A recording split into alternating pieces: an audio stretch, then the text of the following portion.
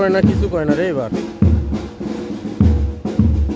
যাওয়ার সময় গান কইলো, আসার সময় থেকে গান করে না কিছু কয় না, চুপ করে যাইতেছে বুঝলো।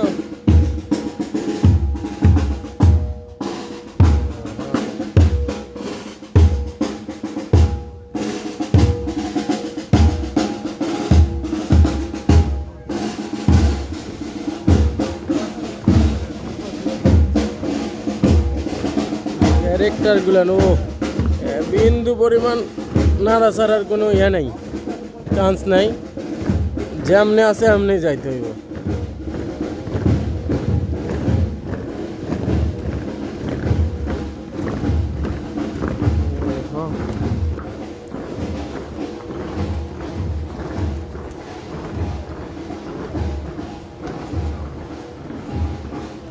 বাংলাদেশ হলে পিছনকারেরা ফাঁকিবাজি করতো, কিন্তু এখানে কোনো ফাঁকিবাজ নাই, পিছনের গুলো সেম, কোনো ফাঁকিবাজ নাই। বাংলাদেশে পিছনের গুলো ফাঁকিবাজি করে।